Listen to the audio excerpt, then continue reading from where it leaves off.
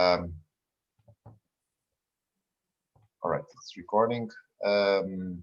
So welcome everyone to this third day. We're going to start the day with the discussion led by Malte Henkel on remarks on Schrodinger invariance. So I think maybe I can speak for Malte. It would be nice if there's lots of interactions for this session. Okay. So thank you for inviting me to go into this discussion. This will be about Schrödinger invariance, and I mean to tell this right away.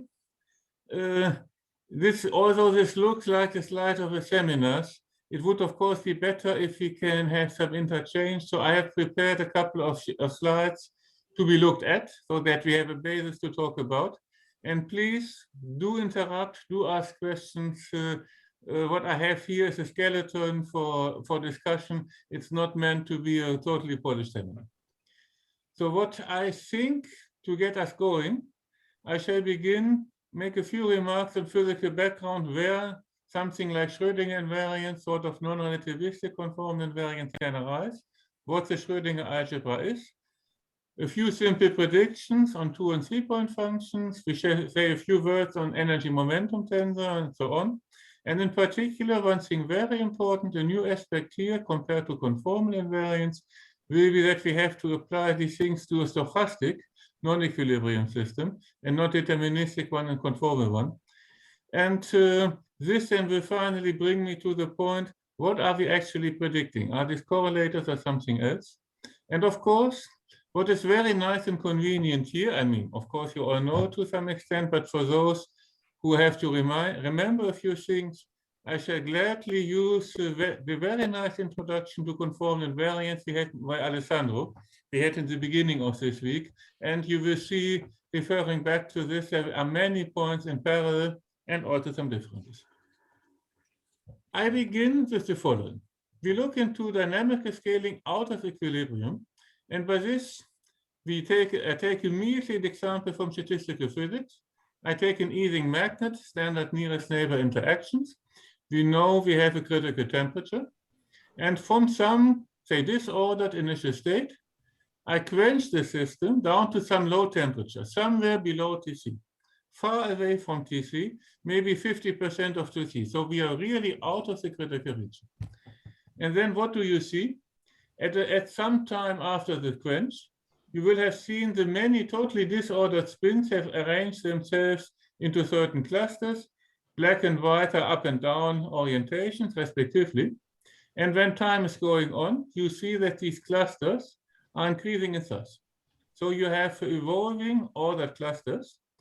And very importantly, in systems of this kind, you typically find for large enough times power law behavior. So the length is increasing with time, with a certain power. The exponent defined here is called the dynamical exponent. So that is a very important remark. So the system will be having increasing correlation length, so it will be ever approaching towards the critical state. It's a sort of dynamical self-organized criticality. And the other important fact to be noticed here, for the dynamics we have in mind, simple spin flip dynamics without any global conservation laws, it can be shown that for quenches below TC, for the scalar order parameters, Ising-like systems, you have a dynamical exponent equal to 2. That is a very known standard result. And so here comes the first thing to be fixed. For those of you who come from a higher... Malte, just a question, sorry, yes, you said one can interrupt. So is this important that the initial state was critical or initial state could be supercritical? The initial state is totally disordered. It's certainly not critical. Totally disordered, doesn't have to be critical. If you are critical, something else can happen. Then you can have small modifications. I do not want to look, then you have long initial conditions. It's a detail I want to leave for much later. You can look into this, of course, but here we start with the most simple situation. You start with a very hot initial system, 1000 times TC, and then you quench it very rapidly down. And this linear growth that you mentioned, it's going to saturate at some point, or is it Yes, going to continue indefinitely? Well, in a finite system, of course, yes. Yeah. Here, I'm thinking I look into the idealization where my system is spatially infinite. Okay. When I have a finite system, then of course at some point I shall have finite side effect. Again, this is very important, but for later. So even though this system to which you quenched has a finite correlation length, this doesn't, I mean, an equilibrium would have a finite correlation length, it doesn't matter, this linear growth would continue still indefinitely in an infinite system. That is exactly the point. I'm glad that you're mentioning it. Although indeed, the equilibrium, the stationary states, are not critical, the dynamics is. That is the important point here to be taken into account, which for high energy people like you may be unusual. That's exactly the point I want to make here. We have a dynamic scaling without the equilibrium state having to be critical. That's exactly the point. Okay. What are the dynamical equations that govern this time evolution? I also write them in a minute. I come to this in two transparencies. You will see dynamical equations.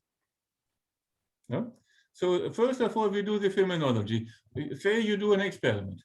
Yeah, that is what you could also observe in experiments, and actually there are experiments which observe this. So we have the situation, dynamic scaling behavior without stationary criticality, and to be noticed, dynamic exponent equal to 2. That is going to be important for what follows. Now, how do you actually measure things? What you will have a time-dependent order parameter depending on time and space. And then what you can define two-time correlation functions. We look immediately at a connected correlator, of course. And you can also define the response function with respect to some small external perturbing field. We're only looking into linear response functions. So what we are going to measure, the properties will be studied through the properties of these two-time correlation functions and response functions.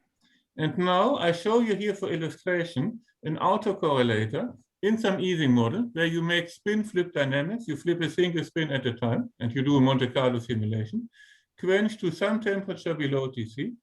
And here I show you on the left the correlator over against the time difference, as any experimentalist would do. And now you see the following phenomena. For each of these smaller time, called waiting time, you find a different curve. The point is that because you are out of equilibrium, out of stationarity, you are not time translation invariant. So this time translation invariant, which you would expect from equilibrium, does certainly not hold. Point number one. Point number two, if I take the same data and now plot them over the ratio of the two, then all these curves collapse onto a single curve. I find the data collapse. And that is the evidence that I'm indeed in a dynamic scaling regime, where I can then write my two-time correlation function in a scaling form, depending on the ratio of the two times, or the ratio of the two time-dependent lengths, and possibly a power law prefactor, which in this particular case happens to be absent. So we find here this kind of data collapse, and that is the evidence what we have for dynamic scaling. This occurs when both times are large with respect to some microscopic reference time, and also the time difference has to be large. So that is the important conditions you need, such as the scaling regime is actually verified. So that is again how we know that we indeed have a dynamic scaling, because in all experiments and all simulations we do see this kind of data collapse. And this exponent z equals 2, how do I see it here in this plot? Sorry, I didn't understand your question. This exponent that you mentioned, that z was equal to 2, how do I see it here in this? You don't see it here at all. For this, you will have to look into the space dependent as well. Yeah, because the dynamic exponent is relating a length to a time. And this two-time autocorrelation function does not involve any length here. I see. Yeah, we can also see a little later. This also comes. So this B and A are not related to Z? This is no immediate relationship. No. For the moment, these are just phenological exponents which you're introducing to make the scaling work. In this particular case here, B would be 0. Yeah?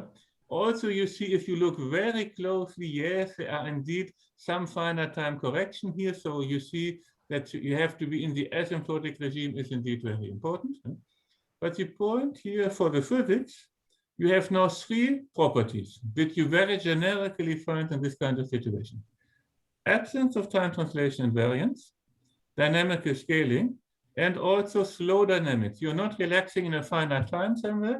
As you can see here on these plots, even after very long time differences, you have still evolution going on. And these 3 properties together, no time translation invariance, dynamical scaling, slow dynamics, they together make up what is called aging. And then, of course, that will be a recurrent question. We see that we observe here empirically a scaling function. Then the question is, and that rings a bell to conformal field theorists, how can we find the scaling function? I'm sorry, Malte, just to understand the terminology. What exactly is slow? Slow means power loss as opposed to exponential decay. What is? I mean, slow means anything which, well, very roughly, anything which is not fast. You would simply see here, for example, it seems fast. Time differences, large compared to the waiting time. The system has not set it into some stationary state yet. You have here times 10 to the 4th, and the waiting time is 200. Yeah? So even on that large time differences, we are not in equilibrium state. That in a very loose sense means slow. Okay, can you explain also this term aging a little bit more? Because sometimes we see it, I see it in papers, and I never understand what people refer to. Like it's just some jargon. So can you explain it maybe? No, I mean indeed, it is a jargon from experiments. It comes from glassy physics. What people who are studying glasses know since 2,000 or 5,000 years, when you do certain things to systems, to metals, to glasses, and you leave them alone for some time, their properties change over time, and that is what is called aging. And what I'm doing here, I'm trying to give a precise mathematical definition, which are the 3 properties you need. You must be out of equilibrium. You must have some dynamical scaling, and you cannot relax fast to any definite thermodynamic state. Your system will be keeping evolving forever.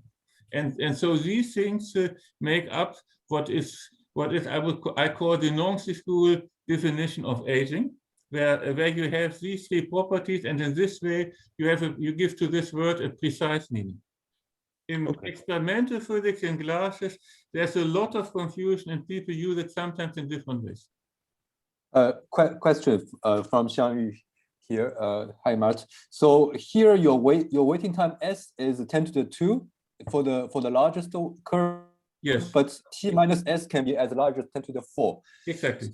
So is this the right way to make this kind of plots? Naively I would have T minus S smaller than S if S is the waiting time. No. Actually, that is how you do experiments. Indeed, there are very famous experiments by a Dutch guy called Stroop, who was looking into polymers and into plastics, who was keeping them for months in a cupboard, and then putting mechanical strain on them for years, and looking how after these years the thing slowly extended in length. So indeed, this T minus S can become much larger than actually the waiting time. And experiments are actually done this way.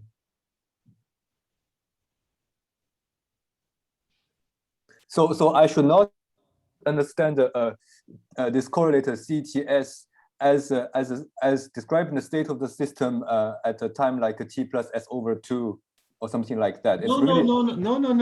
I mean, it really means that the system is evolving and not reaching a stationary state even after these long time differences. This is a situation we are fundamentally out of equilibrium, and at least for spatially infinite systems, we are not reaching a stationary state. The system is evolving all the time, and it does not stop. Okay, got it. Thanks. Yeah. Things are clear so far. Can I continue? Good. Now, let me look into another simple example. That is growth of an interface. So what we do here is the following. We start with a substrate. We let particles rain down on a substrate, and then we find a certain height distribution. H would be the height. And we are looking, for example, what are the fluctuations around the average height after some time. Yeah? And then what you find, there's a certain regime when you're on a finite substrate, where this width will be growing with some power law as a function of time, which you see here in a log-log plot, and then if it's iterated. So in the growth regime, again, you find some non-stationary, non-equilibrium exponents. And I write here as a most simple example of such a problem, the so-called Edwards-Wilkinson equation, where you write indeed a stochastic differential equation, which is just a diffusion equation plus some white noise. That is the most simple of the cases you can do. Of course, you know, there's a famous KPZ equation when you write a further nonlinear term. I do not want to look into this. But since we were asking about, the question was already posed about typical equations, the most simple one you can consider is the diffusion equation plus some noise. So that is a kind of system, most simple example we want to look at. And to be more specific, of course, given that linear equation, you can solve it. You can work out correlators and response functions. And actually, I wrote down here in the long time limit, in the growth regime, the corresponding solutions here. And for example, if you look here at the response function, you find that you have indeed, you find a nice scaling form. You have some time-dependent power factor r squared over time. Here's the dynamic exponent 2 coming up again. And similar for the two-time correlation functions. And don't look too much at these specific expressions right now. We shall come back to them, but not right now. The point I want to make here for the moment is that also systems like this, you can put them in this dynamic scaling form. We will have some dynamic exponent here, and again, some sort of data collapse. And then again, the same qualitative properties of physical aging, again, hold again. So that is another example, and we learn we shall have to look into noisy differential equations, like, for example, this noisy diffusion equation. So that is the other aspect which, for understanding the relevance of Schrödinger invariance, which is very fundamental. Okay, so we have examples where this kind of dynamic scaling without scaling in the stationary part is occurring. Okay, now the question is, since the scaling functions we find are universal scaling functions in the sense of statistical. Malte, you started from flat initial conditions because otherwise. Well, I mean, here it actually doesn't matter. You could start with some small interface already. This typically after some time averages out. It's not very important. It's just a convenient way to start for numerical simulation. But I mean, what is your waiting time then if you don't start with special initial conditions? I mean, you can also look at a two-time correlator. You could, for example, look at a height-height correlator at two different times. And anyhow, the times have to be large with respect to the initial moment. So the system already must have had some time to evolve away from the initial state. Again, the question is, if you take the spatial long-range initial correlation, then things can become a bit more touchy. At least when you have short-range, spatially short-range initial correlation, it doesn't really matter from what initial state you are starting from. Actually, you can show this by looking here to the explicit solution. But you made some assumption because in the correlation function you have t plus s, so there is certainly an assumption on your initial condition. I mean, this actually comes from the solution. This actually, this is a property. This is a property of the solution. And that is exactly the point. You are not time translation invariant. That plus is here indeed very important. If I had only the minus, I would be time translation invariant. it's very important that you once have a plus and once you have a minus. Can I ask a question on? Yes, please. On the function FC. So I would have thought that to get this to look at the size of the clusters, I would need to look at same time, like t equal s. But then the function seems to lose the dependence on z. No. You can also look into the equal time correlator. That is actually what I wrote down here in the last line, the last blue line. Okay. Yeah. And here you again find here dynamic scaling r squared over t. So there's some limit in it. I was looking at the purple equation down there. Here you have to take a careful limit, indeed. Okay, indeed. thank you. But this can be done. Yeah, I mean, if you're not careful here with these expressions, this will not work. But this can be done. Thank you. What you have to do, you then must look at the asymptotic properties of these things. But everything here is under control. I do not want to go into the details of that derivation here, but all these things can be checked. Now, so the question is, since these are universal scaling functions, for example, the shape here of the scaling functions, the only parameter which appears here is the dimension, nothing else. The mass, the non-universal parameter, which would be related to this coefficient here, is just in the argument. It does not control you the shape. That in this way the scaling functions are universal. And then, if you want to find them, can I ask a question? Yes. So this do people believe that this model with the stochastic, this one, does it describe correctly the growth of interfaces in the first example you started with in the Ising model? No, because the height fluctuation here you're looking at here. If you look into the Ising model, then you also have nonlinear terms, because then you would have a further h term, h cubed term. Then you have extra terms which also come into the game. These are two distinct universality classes with different behavior. Okay, thank you. So again, it's different physics, but nevertheless, there are a couple of common aspects which go together.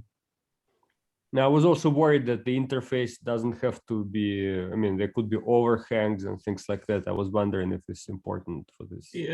In some point, yes, but not in this linear equation. When you come to lattice models, you must look at this question again. Then you have to ask, to what extent is such a simple linear equation enough for everything? I take it here as one simple example to explain the basic ideas. I'm not claiming that this equation is the final answer to any problem in interface growth. That of course would not be correct. Okay. Yeah. So we want to find the scaling functions. And the problem is, as we have the stochastic equation, we have a white noise.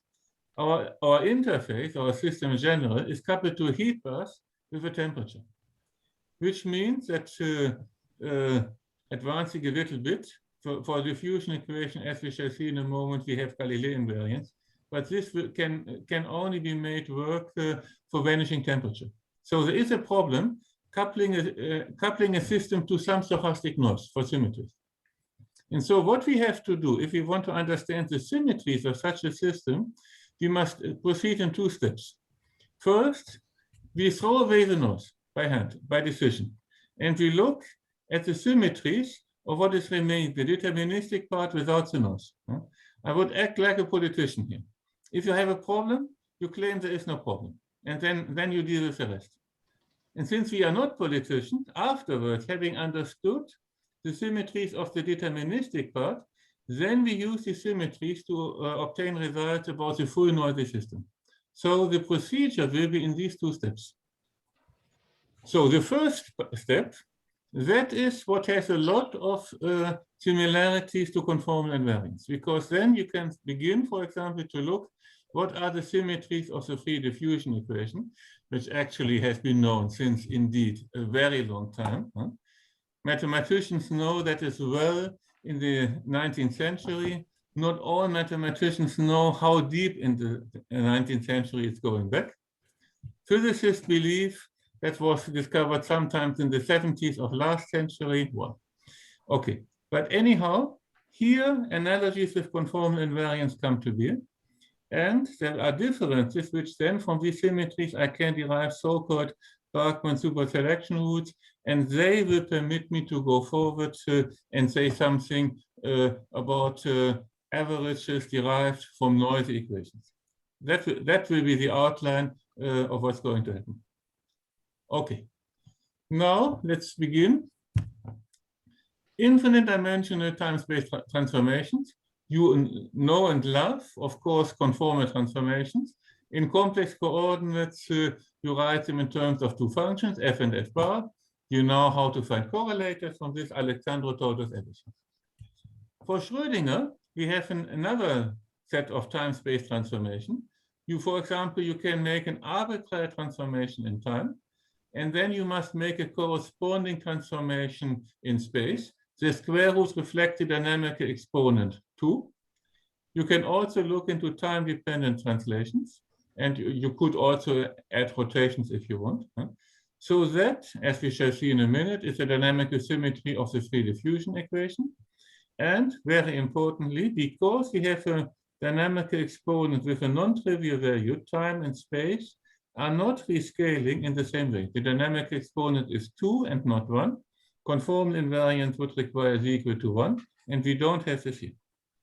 So that is an important difference, but here you see in a compact way what are the kind of transformations for Schrödinger, for the Schrödinger group, what we are looking at.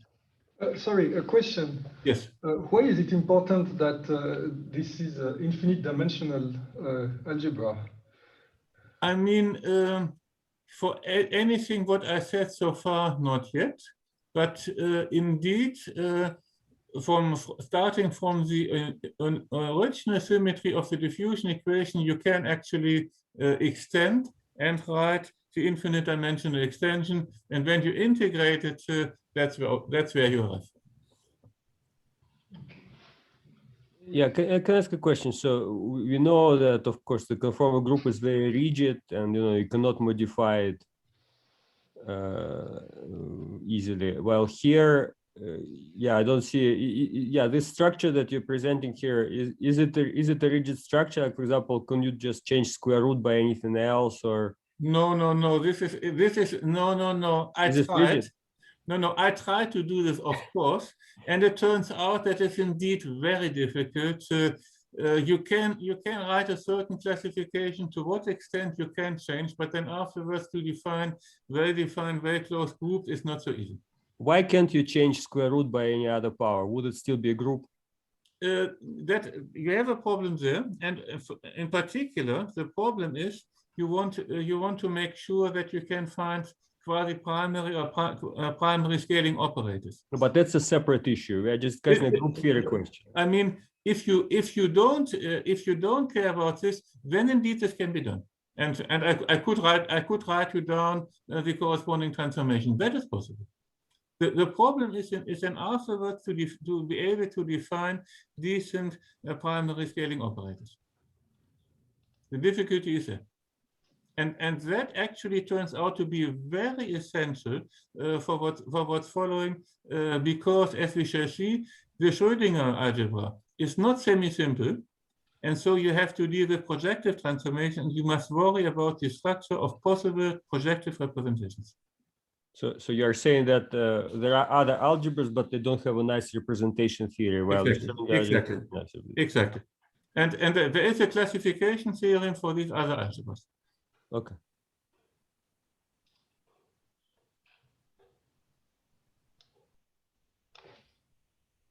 Thank you. Okay. Now, a few brief repetition of conformal. So I use the complex coordinates W not to confound them with the dynamic exponent. So we have complex coordinates. You also know the transformation of primary operators with certain functions. We know that the scalar is characterized by a single scaling dimension. And for comparison, when you write the infinitesimal conformal generators, for the comparison to what will follow, I typically look at what would correspond to the sum and difference of my chiral generators, which then gives the following algebra, fine. And then in particular, if you look at the Laplacian, which in complex coordinates you can write in this way, then of course it is a very classical result going back at least to Cartan that indeed the conformal algebra maps any solution of the Laplace equation onto another solution. And also you know how to derive two-point functions. For conformal invariant that you know. Now I want to look into the same properties in the Schrödinger group. Again, we have the distinct rescaling between time and space, and we have a dynamic exponent, which from now on we take equal to z equal to 2, and you already have understood what are the physical motivations to do this.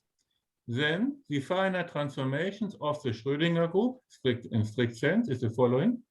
You see that in time, you're making a projective conformal transformation. In space, you have translations, Galilei transformations, rotations, and this curious denominator here, which is linking them with time transformations.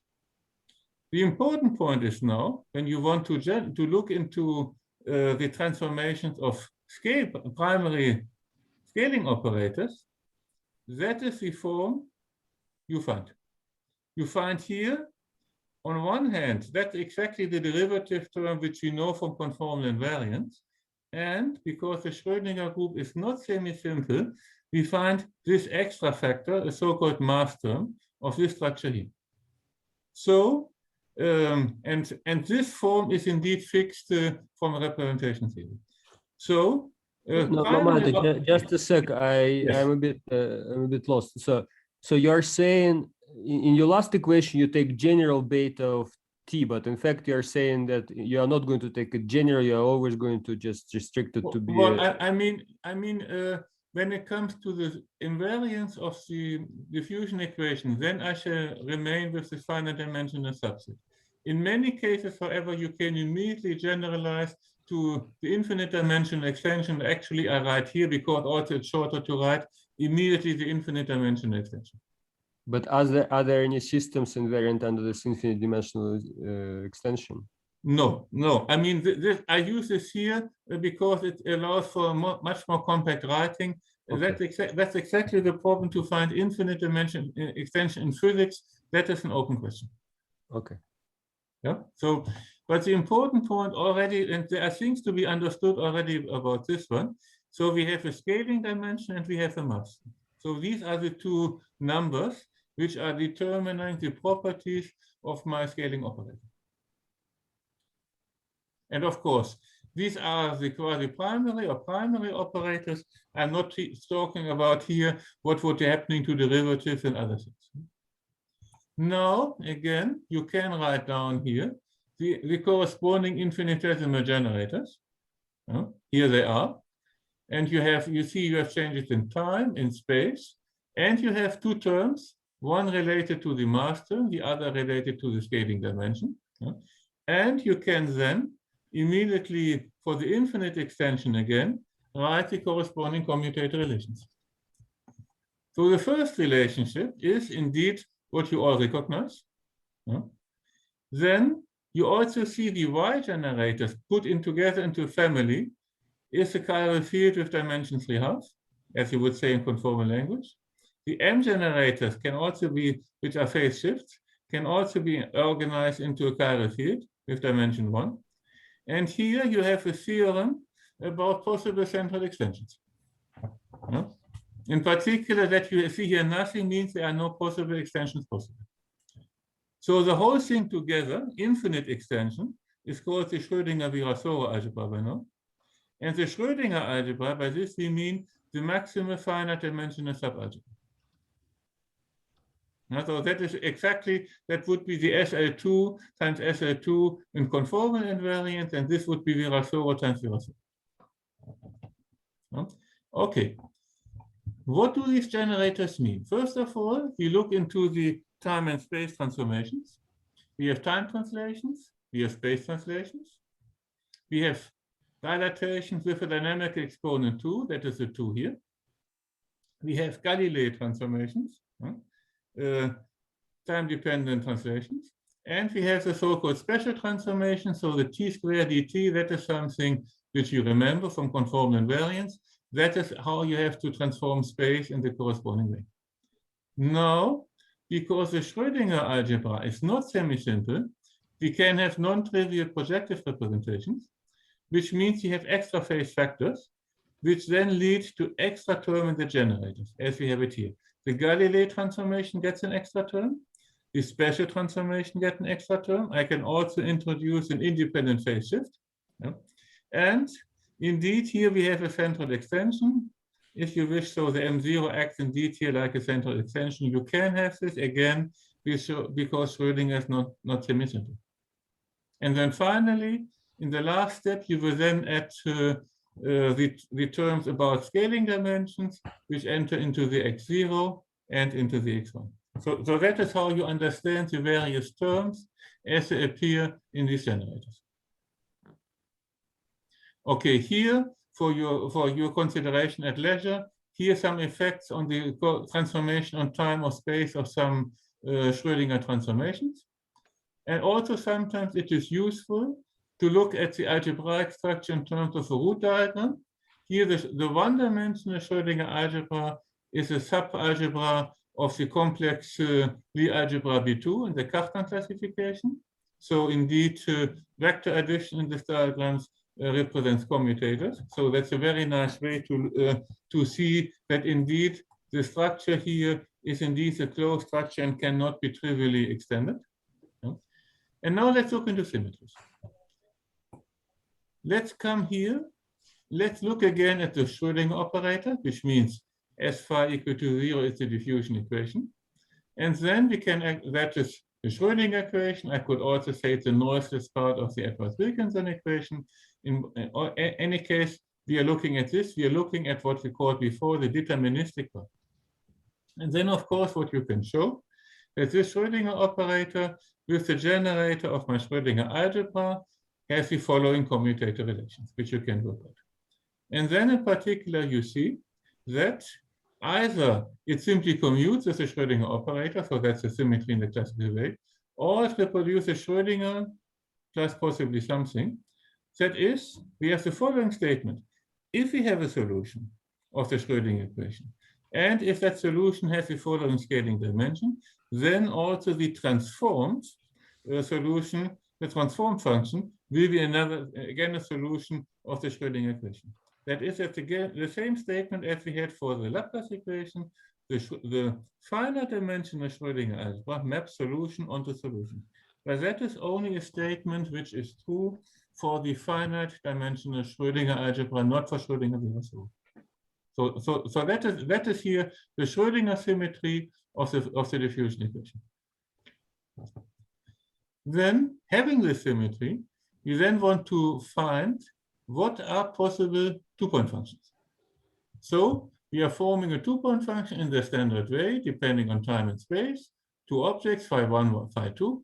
There's a tilde I shall explain in a minute. Yeah.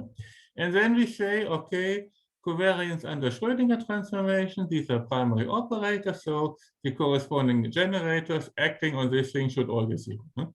And since what we had here already in these generators, we have here already the terms included which we need to have the Rort identities. That's why I'm writing them this way.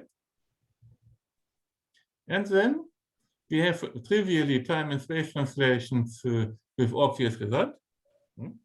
For Galilei transformations, I write down the corresponding generator and obtain the following equation.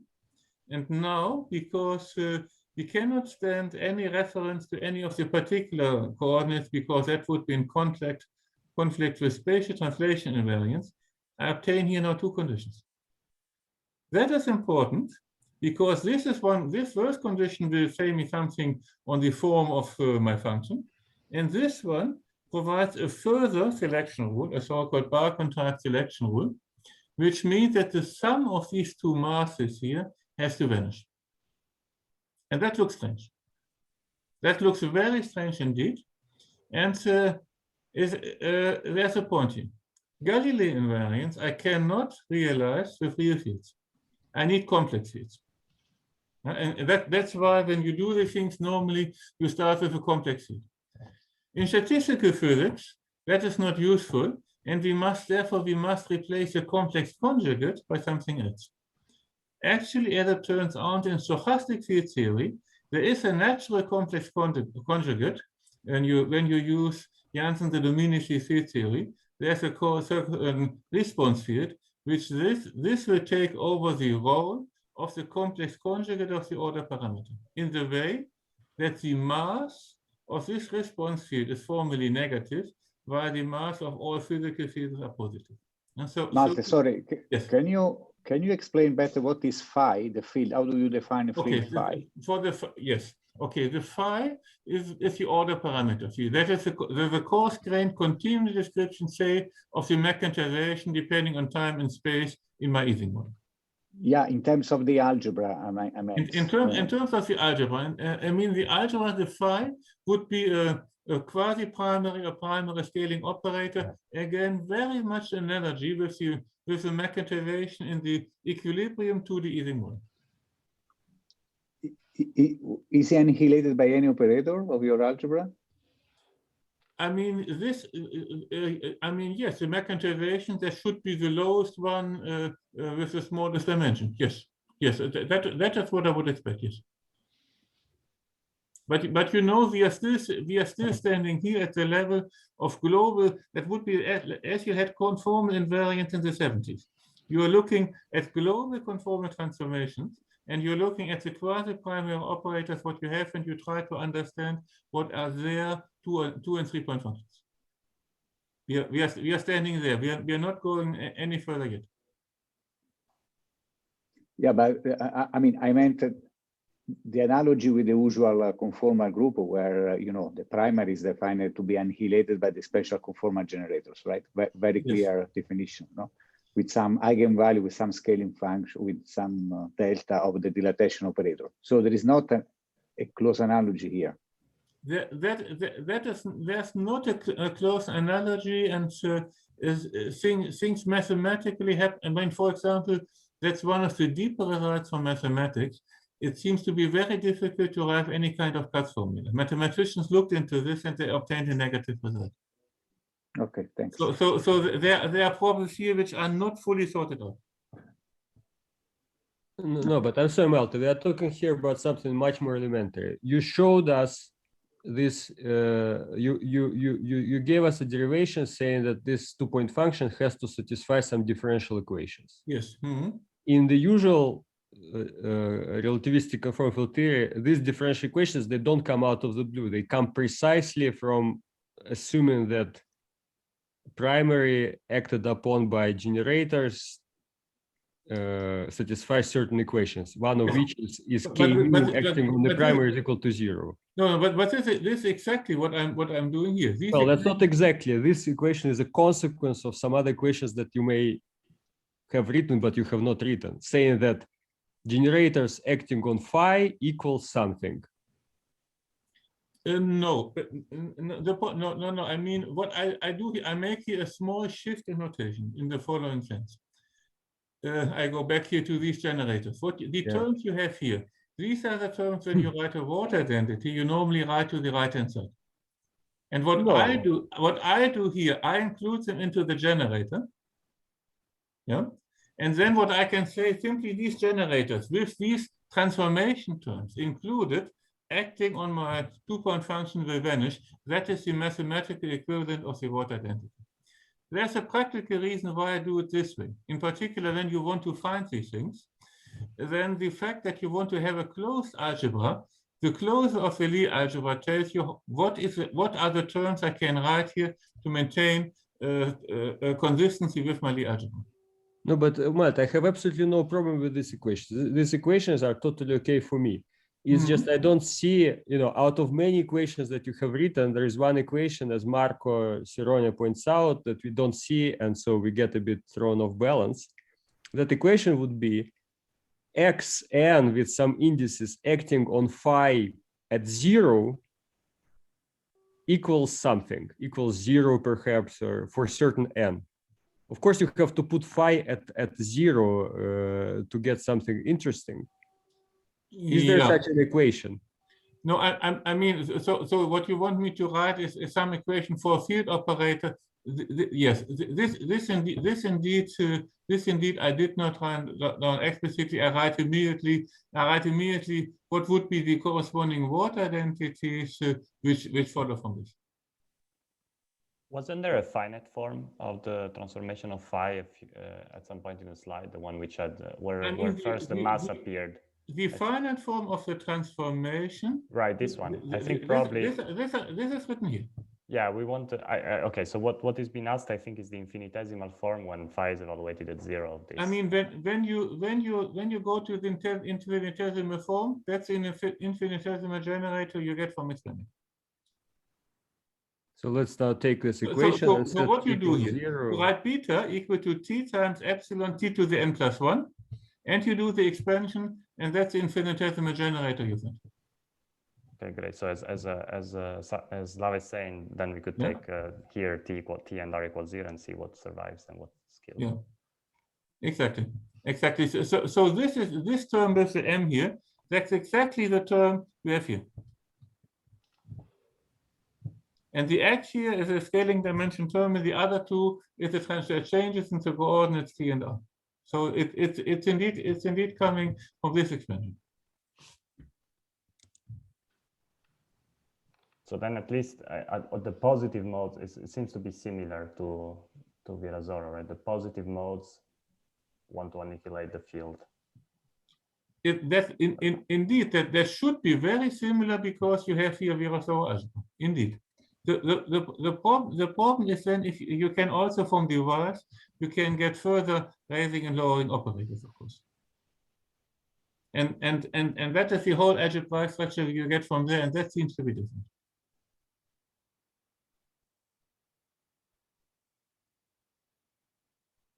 I also have another question about this Yes? formula for the 2-point function that you showed on the next slide. The next formula. Yes. So I'm a bit confused because here you are basically saying that if you want to get something reasonable, meaning exponentially decay and everything, we have to consider 2-point function of phi with some response field. Exactly. But at the beginning of your talk, you showed similar looking functions for autocorrelation function of phi with itself. So how do these two things are consistent? Okay. Well, they are not. I mean, we are out of equilibrium here. So correlators and response functions are two different objects. Which, if I'm predicting one, I'm not yet saying anything about the other one. The solution is that Schrödinger invariance does actually predict response functions, and you will have to work hard to get from certain response functions results for correlations. So the basic object Schrödinger invariance is predicting for you are response functions, and actually you can show that these things do satisfy the required causality, which is consistent with a response function and not with a correlator. So you're saying phi tilde will satisfy Schrödinger, but phi will not satisfy Schrödinger. Yes. No, phi tilde is Schrödinger. That is field times response field. That is a response function. Yeah. In certain field theory formalism. And the phi itself cannot be predicted by Schrödinger, but I have to take into account the noise part to get a prediction. But in any case, your phi was computed in some state, right? When a phi correlator, because of the Bachmann rule, phi both have positive masses. That means I can never satisfy the Bachmann rule. So the prediction for phi from the deterministic part of Schrödinger, and we're talking here about the noiseless part, that's very important, is simply 0. Yeah, what I meant is that when you were showing the results for phi, I mean, this correlation function was computed in some non-trivial states, whereas here you're computing some vacuum 2-point function. Yeah, but I mean, the point is because we have this non-semi-simple structure, we must take into account the Bachmann superselection rule. So I'm just saying there's no contradiction. There's no contradiction. The physical correlators, what we have seen, this you predict in a different way.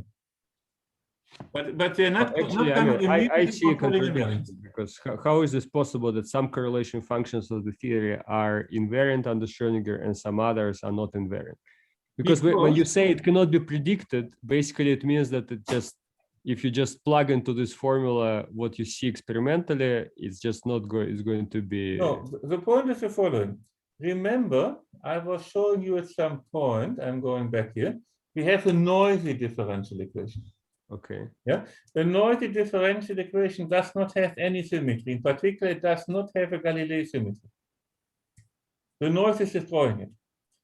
What we have, I have a prediction on the noiseless part, and that I'm dealing with for the moment. And afterwards, I have to see how I can reconstruct correlators of the noisy equation from the response function of the noiseless one. And, Okay. and that is what has to come. And that takes time to explain. Okay. Yeah, so I go in steps. As I said here, we are looking at the moment only at the noiseless deterministic part where we have the invariances. And then afterwards, I have to show you how what we learn about the deterministic part can be used to get to the noisy correlators. And we are not yet there. So the noiseless correlator from the deterministic part are 0, but the response functions are non-zero. And there comes another feature which I have to explain afterwards how this goes. Okay? So the point is to be taken that we have here this complex field. We have an order parameter field. You can imagine like a coarse-grained magnetization if you want. And we have a response field which is a bit more abstract.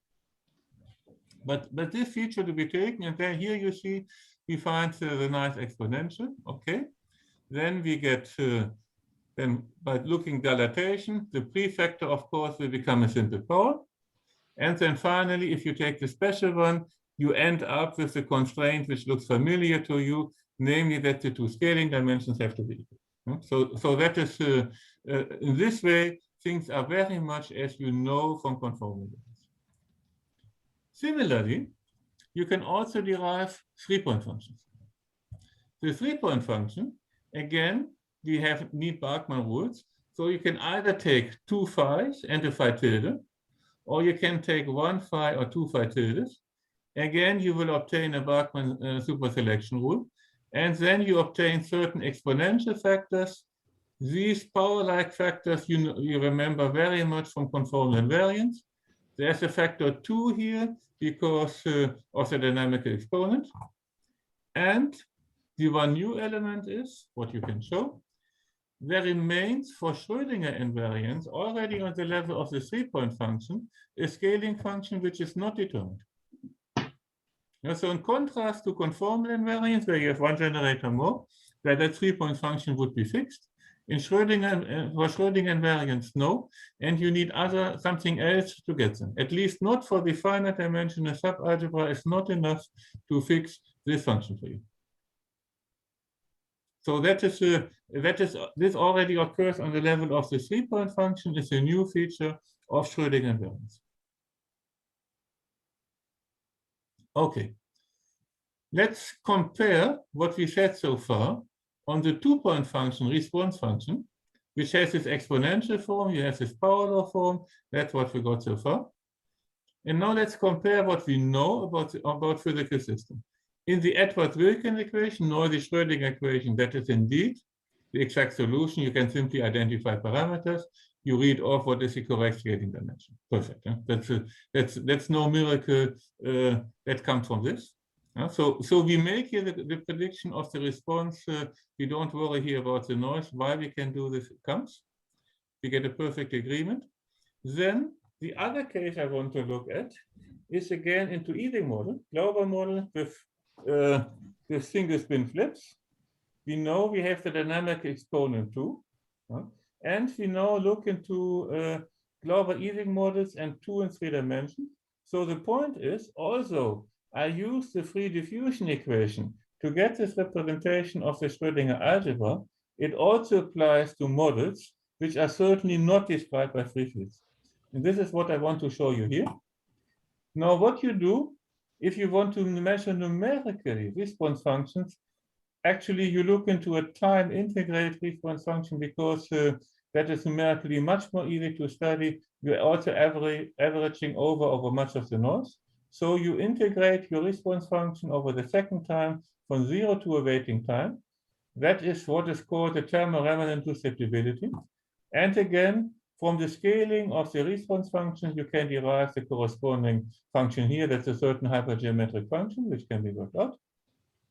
And here, this known scaling function is now here compared in a log-log plot over against the log of the scaling variable, T over S. And so for the two-dimensional Ising model, somewhere 50% of T3 or so, for several waiting times, you see that you get a very good data collapse. And the green curve is a superimposed scaling function. The normalization is, of course, fixed. So that is the comparison you get here. And here, similarly, in 3 dimensions. Yeah, again, in the same way. And you also see you get a very nice agreement on the functional form of the scaling function. Okay. Similar tests can be made for POTS models, for XY models. There's a lot of evidence around. So you see here, the important point is these models are not described by free fields. And now to look into the space-dependent part here, this thing here, you can also look into now the space-dependent response, and you can make an integration over both time and space. You have here some control parameter. So looking at these various forms will actually now inform you about the space-dependent part, this exponential part. And here on the left, these left two figures is again for 2 dimensions, from the control parameter mu equal to 1. Here is mu equal to 2. The last curve is mu equal to 4. And I want to add, this comparison is now made without any free parameter available. All parameters had been fixed before. We were just plotting our numerical data on top of the curve with nothing to be adjusted. And you see, this non-monotonous behavior can be very well reproduced. And this is a very clear test on the exponential part in this non-free field case. And here, similar plots in 3 dimensions for mu equal to 1, mu equal to 2. And again, you see to what extent it works. So we get here very clear evidence that even having started from a free diffusion equation, it does apply to non-free systems. Now, let me go to something else. Let me look into Schrödinger invariant free fields. Sorry, can I ask a question? Yes. Because I think I missed some very basic facts. So the idea here was, okay, let's start from a free case. We write down Schrödinger equation, and then we see that there are some symmetries, and then we discover that the system has same symmetries even in the interacting case. So that's all phenomenological, but I really missed the first part. What gave you the idea of writing down the Schrödinger equation for the case of the thickening of the interface? You probably said it, but I don't know. Oh, I mean, this for the interfaces. I mean, actually, for me, it went the other way around. I had understood, I had learned from the papers of Bray and Gutenberg that you have for the phase ordering, when you quench a magnet to below Tc, we have a dynamical exponent equal to 2. That is, you meet this condition, and then this is from simulations, or is it from some analytic understanding of this z equal to 2? No, I mean this indeed is analytic understanding. Here, what we do, they actually carried out a detailed analysis of the dissipation of energy in a magnet quenched to low temperatures. Okay. And so there's a long evolution and a couple of immunological input to get to this number. That is a non-trivial result that you get there. Okay, thank you. Yeah, and then having known this, then I tried. And then I said, okay, let's assume what is the most simple case where you can have z equal to 2. Oh, that's a diffusion equation you write down, and then you just try out. And miraculously, you find that it works. But in the beginning, it was a question of try and error. Thank you very much. Yeah. And then afterwards, you come back and look for other things, and then you realize, oh, Edward Wilkinson is another natural candidate. It happened, and you see, it's a while ago, so it took us a while to get to it. Huh? Now I I want. also have a question, Malte. Yes. Sorry. So okay, yeah, I'm convinced, of course, by the simulations that the result is correct. But why, you know, do you understand why it is that for the response function somehow the noise is not important, and Yes, is there any understanding of this? I have an that is afterwards. I want to come to this. Of course, we have an understanding of this. Of course. Okay. Yeah. No. First thing, before we do this, let me add a further remark on Schrödinger invariant free fields and energy momentum tensor. So that is still the deterministic part. So I write here the free field equation for a complex field. Here it is. And then you can actually check what would be the change of generators, either X generators, where you have a function beta depending on time, or Y generators, when you have a function alpha depending on time, and you have a Schwarzian derivative. So you see indeed, for the finite dimensional subalgebra, the action is indeed invariant and otherwise not, which actually recounts what you can also see on the level of the Lie algebra. On the other hand, what you can also say, you could say in the same way as we saw on Monday, you write the most general way how the action should transform. I make now a collective notation. I combine time and space into a new collective coordinate rho, and I write here the changes in both time and space in terms of some epsilon. So I'm then writing here some sort of collective change. We take derivatives because we want time translations. We have here again energy momentum tensor, and because we have phase shifts, I also have to introduce a current. That's a new element. And then I now do the same schematic argument, and I neglect all what we said on Monday afternoon. So all these K's and diversions, I close my eyes to this. So I know that I'm a bit cheating here. So then we say we get a trace condition from dilatation invariance, modified trace condition because we have a dynamical exponent here. And so the 0 is here. And in a similar way, the Galilei invariance is relating non-diagonal elements to the current, and the spatial component of the energy momentum tensor is symmetric.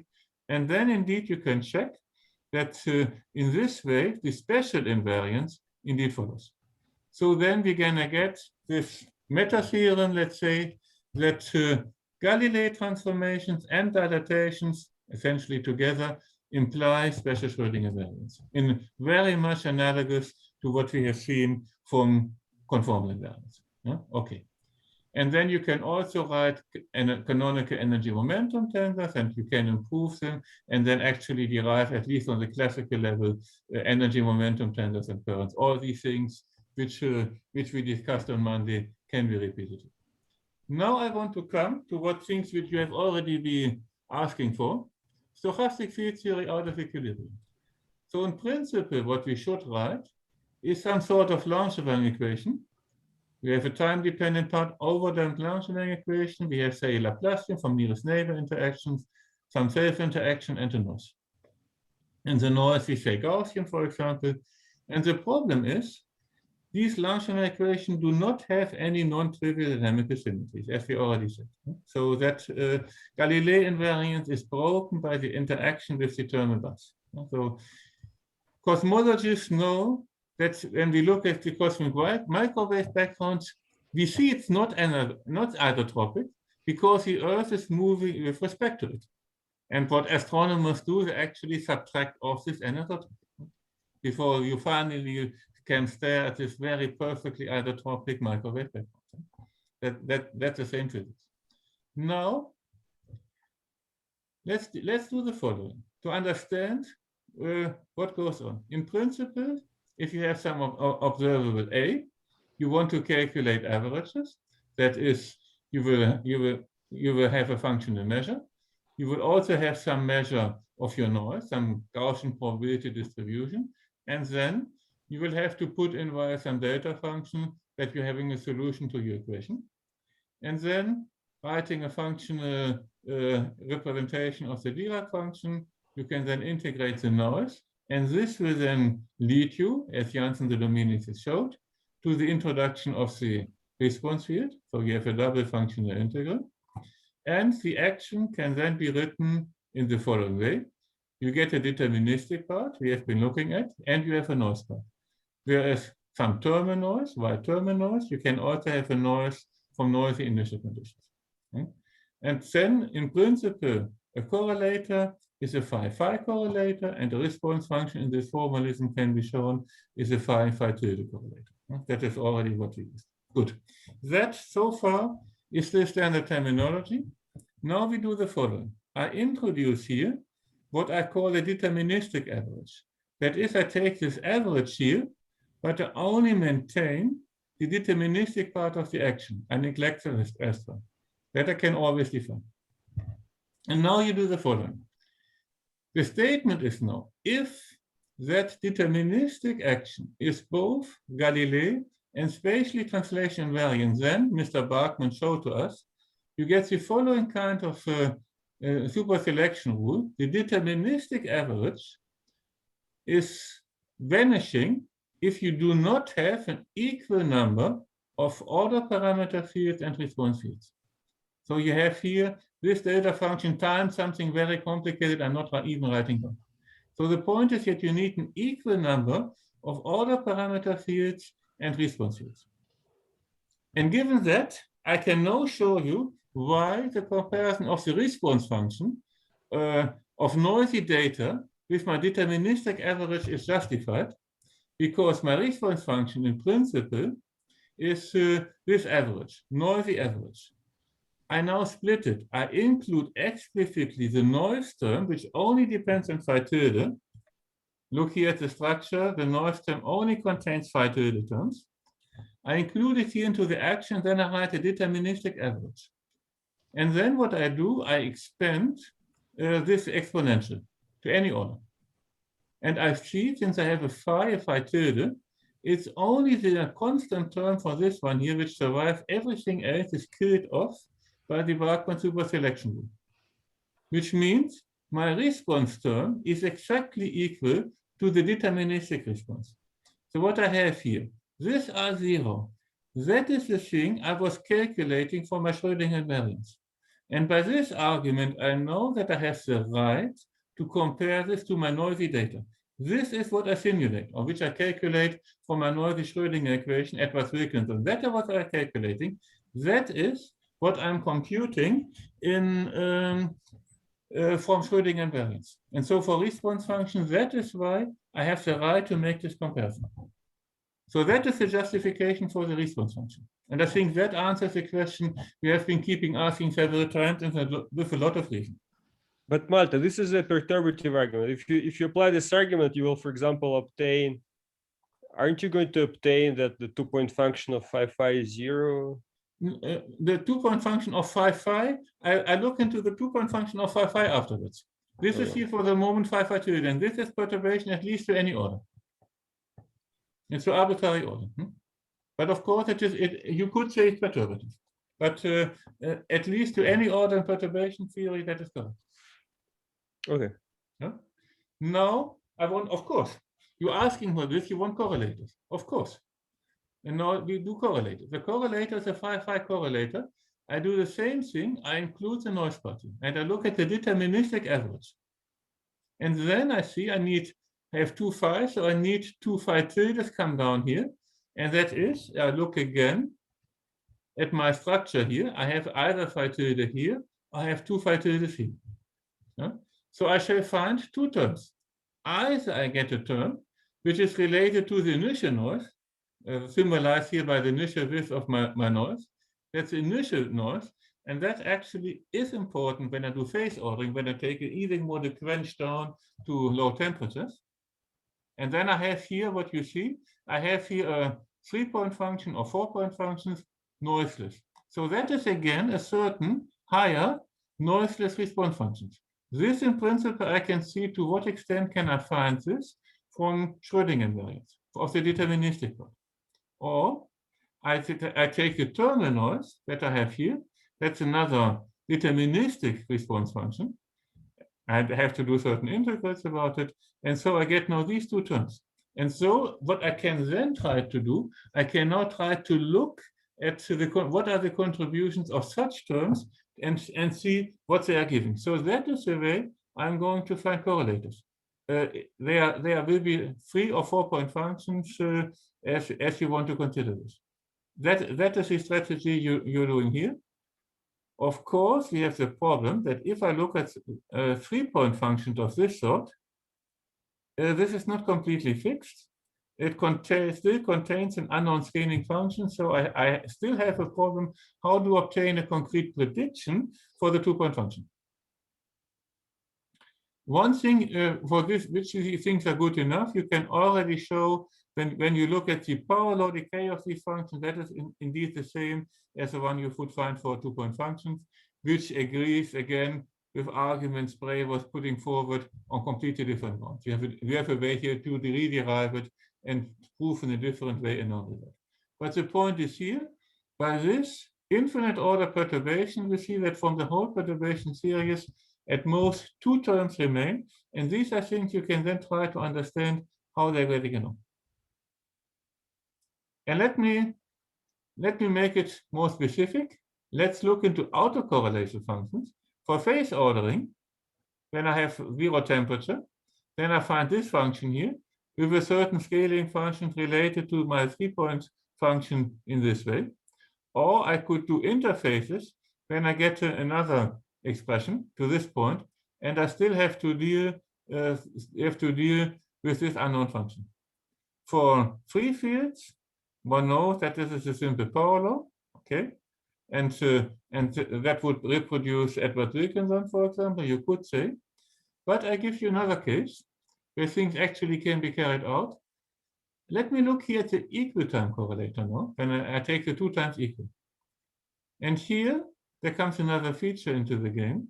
The 3-point function, what we had, has a singularity when the 2 times getting close to each other.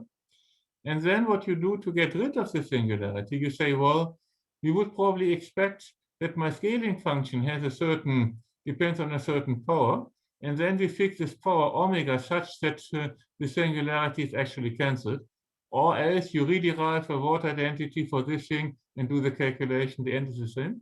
And then indeed, you can actually plug this in, you do the integral, and you find in the end, you end up exactly here with the same incomplete gamma function, which we had seen before for the Edward Wilkinson case. So here in this case, you can already, for example, here you can see very explicitly how this noisy correlator in Edward Wilkinson can actually be reproduced.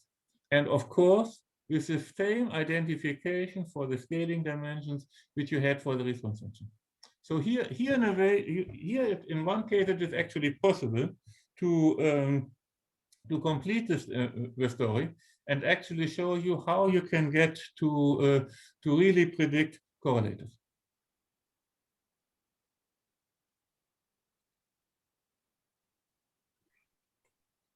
So yes, this sounds pretty convincing. So basically, you're saying we should just solve this theory of phi's and phi tildes without this noise part, and then if we solve this theory, then we can predict everything else by this perturbation. Exactly. And this theory of phi's and phi tildes, you are saying, okay, in this free case, it can be just, well, it's just solvable, and then in the more interacting case, it will still be some theory which has Schrodinger invariance, but it's more complicated to solve. Exactly. Okay. Let me know. I now do one thing. I think I step over this. I think because time is running short, let me finish here with a word. Why do we want responses? Because there's another way to see why you should actually look into response functions. And in order to do this, you actually now go to a dualized Schrodinger algebra. The idea here is now to say the following. We have our mass we had in the problem. And we now say it's no longer a constant, but we take it as another variable from looking to a larger physical space. And then via Fourier transform, I'm introducing a dualized coordinate. I call zeta, old idea. Then, of course, you can write down the corresponding generators. And the Schrödinger equation then in these variables is becoming this form here, which is in a way, it becomes a sort of Klein-Gordon equation. Okay. So actually what you can then do this way, we had here on the right, we had the generators of our Schrödinger algebra. I can then actually then write, using this zeta here, an extension to further ones, actually complete the extension to the whole B2, which is isomorphic to a three-dimensional conformally algebra. And I can then actually write coordinates so that my Schrödinger equation indeed becomes a Klein-Gordon equation. In this way, the explicit transformation is written here. So in this way, I actually then can extend Schrödinger invariance to a conformal transformation. And indeed, this conformal algebra will again map solutions of that Klein-Gordon or Schrödinger equation to solutions. That is okay, good. Then also, we can then look into possible subalgebras. And here we need a notion from mathematics. Mathematicians call a parabolic subalgebra an algebra made from the Cartan subalgebras and all positive roots, which are all roots on the right of a straight line through the Cartan subalgebra. For B2, these are the following things. You can have a straight line here to the right and through the Cartan subalgebra. So then you have here the right generators, that's the Schrödinger algebra, extended by another further generator n in the Cartan subalgebra. Or you could look into this one here, the green one, which is an aging subalgebra where you leave out time translations for certain applications also of relevance. And you can go to another one here of a different structure. These are conformal Galilean transformations. That is, by the way, that's the non-relativistic limit of the conformal group, what you obtain here. That is so these are the possibilities. And now, for the causality, you can again work out from the Ward identities what is the covariant two-point function in these variables from the Schrödinger algebra. And then you do the extension, you write the further n generator, which you then fix, and you then can fix this f function. And now, how does it help us? Having found this, I now go back and do my Fourier transform in the inverse. If I do the calculation, I then find indeed that does produce me the theta function, which tells me that my observation time has to occur later than the waiting time. And now remember, we had a response function defined as a response of an order parameter with respect to the field. So indeed, an action can only appear after you made a stimulus.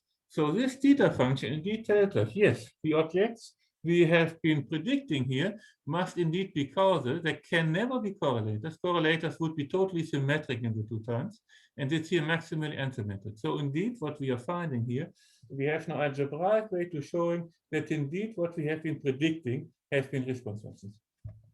And I think that is that in the similar way you can also show this for the three-point functions.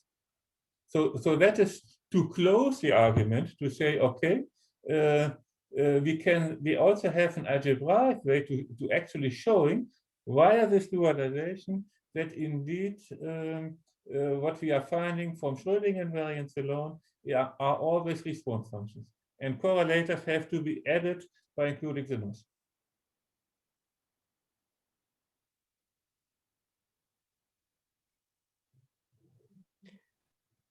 So so what is the list of theories which have z equal to dynamical exponent?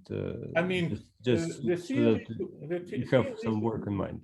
The theories who do this are all phase ordering systems, all magnetic systems quenched to below T3, where you have a non-conserved order parameter. Yeah. All easing towards xy and other vector models. When you have a phase transition, whatever dimension, this is a domain of application, and that's probably the most important one. There are certain interface classes like Edwards-Wilkinson universality classes where this also occurs. And so if you look at this Janssen, the Dominicis Lagrangian, which term should I stick in there to get, for example, the interfaces in Ising? I mean, for the Janssen, the Dominicis, then if you go there, let me go back here. Then I mean, in that case, there you would simply say that this potential term is not there. This I potential thought if it's not there, then it's just free theory. Then then a deterministic part is just a field theory. Yes. I mean, Edwards-Wilkinson is a very simple universality test. no, but you said that Edwards-Wilkinson does not describe this Ising interface. No, it's not describing the that is something else, because then you have other classes here. Yeah, so can I describe Ising interface in the language of this Janssen, the Dominicis, like perhaps has more fields? Here you have a 5. The V is a 5 square term plus a 5/4. That's a standard 5/4 here. Okay. That for example is. And as we have seen, as we have showed you for the response function, indeed there's numerical evidence that this does describe the long time behavior of the phase order intermediates. So I just should take V equals 5 to the 4th and study this Lagrangian and see what. Okay. What you can show is indeed in the one-dimensional case you have of course an exact solution. There indeed you can compare. There also that works. The one-dimensional case, I can do from the exact solution via the free Fermion representation. Then again, everything can be checked, and turns out to be correct. So you are basically saying that if we just take some d-dimensional case and take this Lagrangian with V equal 5 to the 4th, then it's some non-relativistic CFT that one can try to study, and it has Z equal 2. Exactly. Okay. Okay. That is potential. I also have another question. Sometimes, people say that these theories, which describe time dependence and in relaxation and so on, that as a consequence of fluctuation dissipation theorem, they have supersymmetry. Yes. Does this apply to the kind of theories that you study, and if any, is there any supersymmetry here or form of supersymmetry? No. When you say fluctuation dissipation theorem, it means that then you must look at equilibrium dynamics. What of course you can do, you can bring your system to equilibrium, let it relax slowly to equilibrium, and then you can look at the dynamics at equilibrium. Close to equilibrium, I mean, there's going to be supersymmetry, but here, far from equilibrium, there's no supersymmetry. I do not expect any supersymmetry because the fluctuation dissipation theorem is manifestly violated. Actually, maximally violated. Okay. Yeah. So here I do not. There's no physical way I see how you could invoke such a symmetry if you need a fluctuation dissipation theorem to get it in. Okay. Yeah, and then indeed you can of course look into equilibrium dynamics where the theories initially were made for, and that is a different physics with different properties.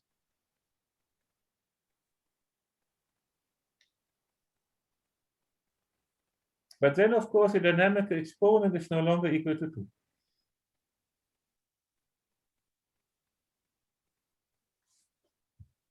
Yeah.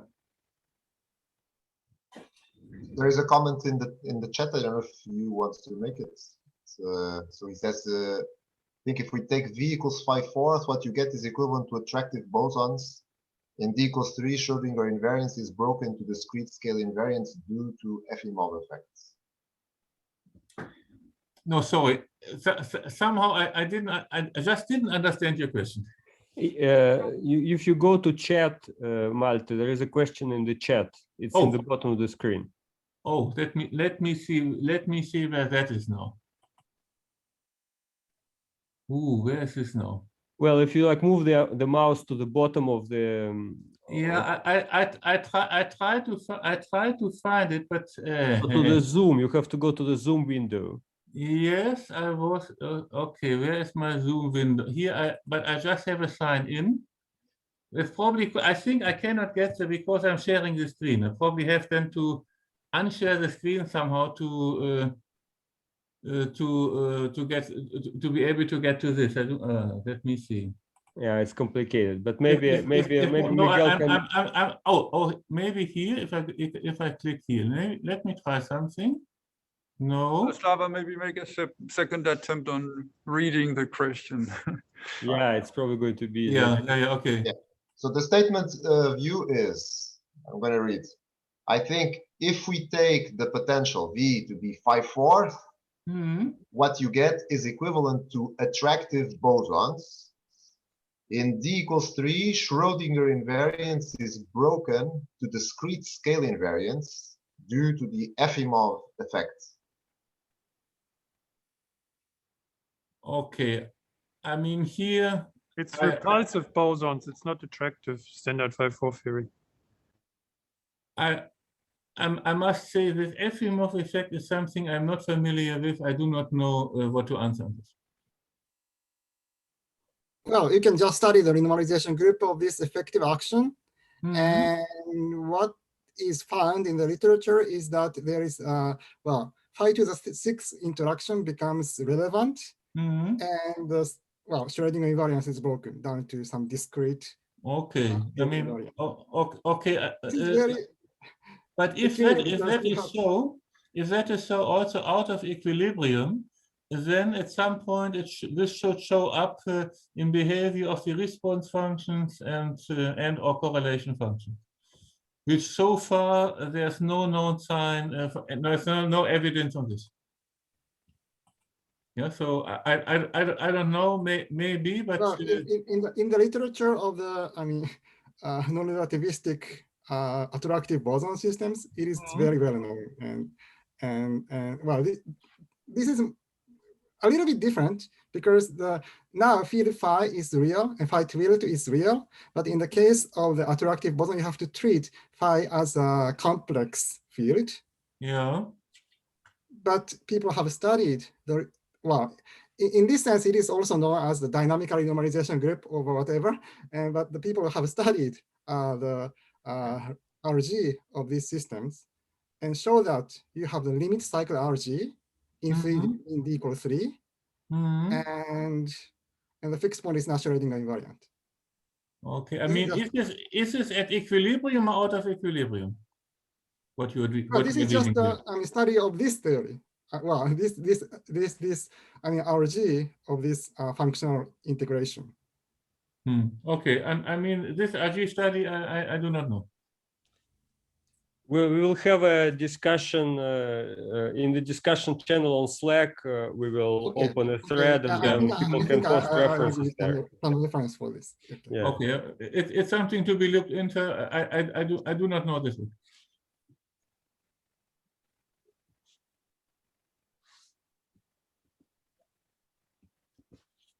So specifically, what I mean, there are many people here doing bootstrap. So what is it specifically that one should bootstrap here?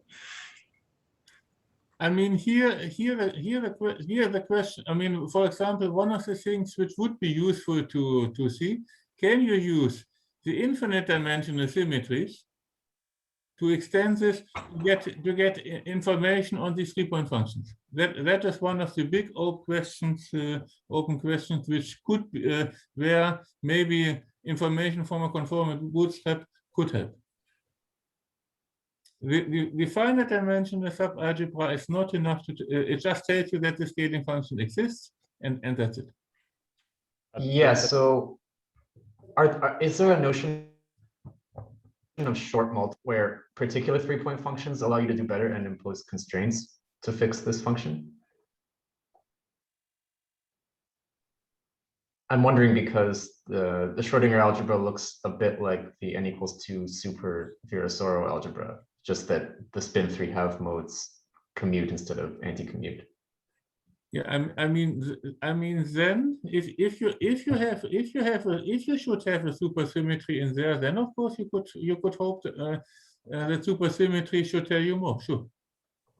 Yeah, but I mean, even without supersymmetry, is there some analog of a BPS operator for this algebra, where having those as your 3 fields in the correlation function allows you to fix this? I think the answer to that question is unknown. I think it's an open question. You didn't mention the operator product expansion, is there a usable OPE, at least in like the free case that we understand? Like, is this psi function decomposable into sums over Well, 2-point functions? I think, I mean, for operator product expansions, at least in the standard way, I would like this to be a number.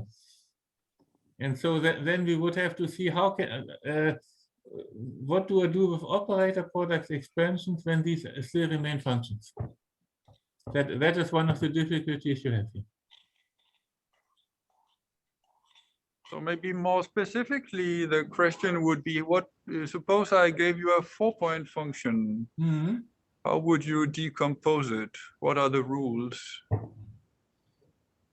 I mean, here for a 4-point function, what I mean, first of all, you must make sure that you have the same numbers of 5 and 5 tildes in it. Otherwise, the thing will simply be 0. And then I could try to make contraction of combining 5 and 5 tildes together. I should say that when we planned this discussion, Malte mentioned that at 12:30 he may have to go. So Malte, maybe you're too polite to tell us that you have to go. If you have to go, let us know. Otherwise, we have more questions. Thank you very much, because indeed, I have an urgent appointment. So if you're not offended, maybe we postpone this to a later date, and then we can look further into this. Okay, there's also a question of Gian Paolo, but I copied it and I will put it on Slack, so Malte we can continue this discussion on Slack. Let's just put other questions there, and Malte will be able to respond them there, and maybe we'll have another discussion later. Okay. Okay. Thank you very much, Malte, for the very nice presentation. Okay. Thank you. Bye bye. Reconvene again at 3 p.m. I'm not mistaken, for David Bowen's talk.